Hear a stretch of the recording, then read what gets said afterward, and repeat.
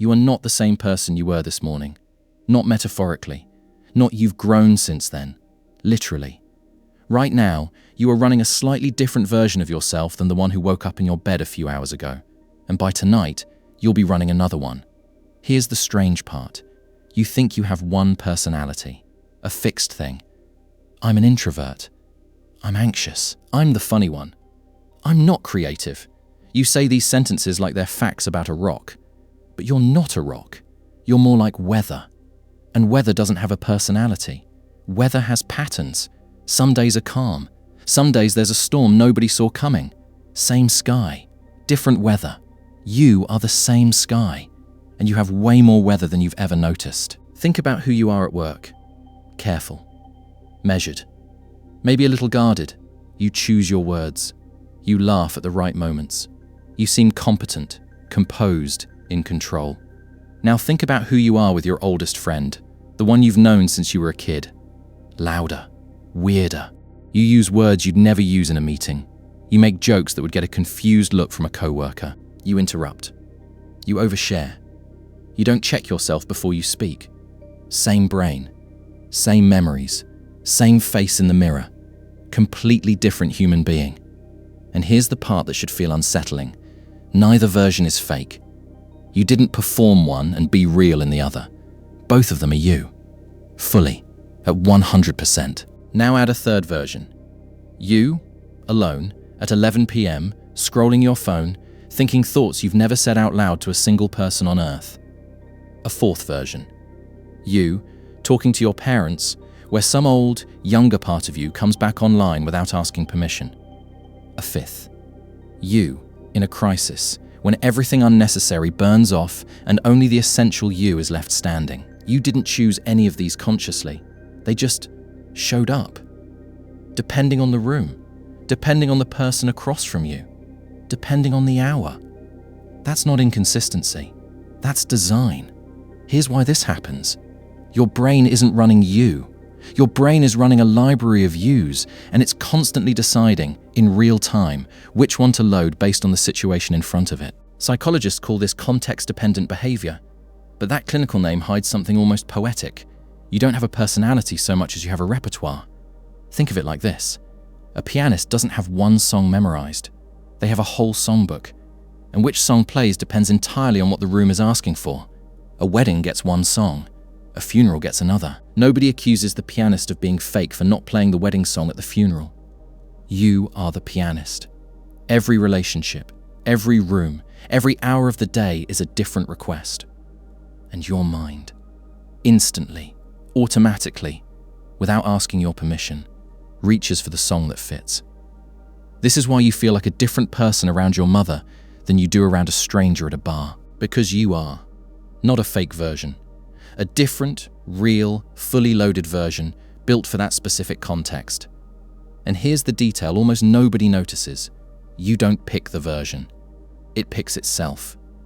You don't sit down and think, okay, time to load confident work me. It just happens the second you walk through the office door.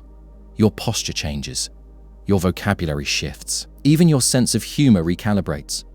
All before you've had a single conscious thought about it. Which means most of what you call your personality isn't something you have.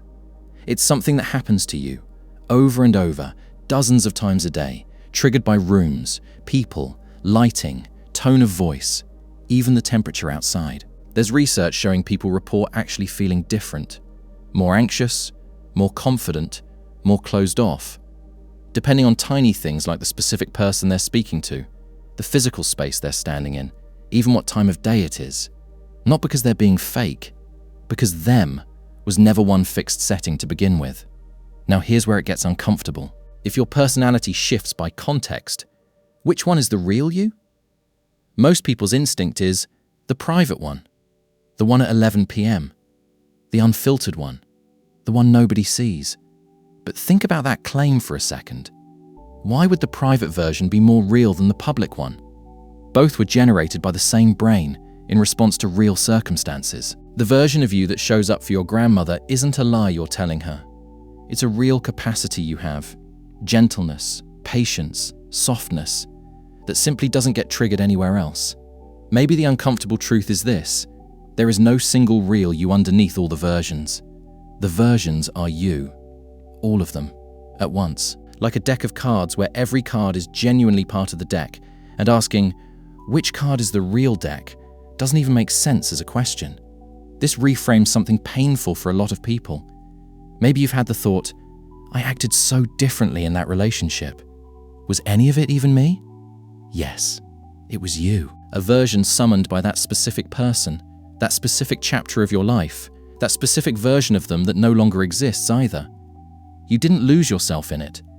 You expressed a version of yourself that only that context could pull out of you. And when the context ended, that version didn't die. It just went quiet, waiting for a context that will probably never come again. This is also why change feels both impossible and shockingly easy at the same time. Impossible, because you keep trying to fight who I am like it's cement. Easy, because you were never fighting cement. You were fighting a pattern that repeats because the context keeps repeating. Change the room, change the people, change the hour you go to bed, change the input, and a different version of you shows up automatically, the same way it always has, just quietly, without a therapy session, without a decade of effort. People don't usually transform through willpower. They transform by accidentally stepping into a new context long enough for a new pattern to become the default one that loads first. Here's the part that will sit with you after this video ends.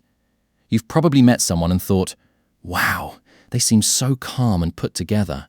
And you compared that to your own chaotic, inconsistent inner world and felt like something was wrong with you. But that calm person you saw, you only saw one context, one version, one song from their songbook. You never saw their 11 p.m. version. You never saw who they are with their mother, or alone in a parking lot after a bad phone call, or on the one day a year everything goes wrong at once. You compared your entire chaotic songbook to their single best song. That's the quiet trick your mind plays on you constantly. You experience your own full range.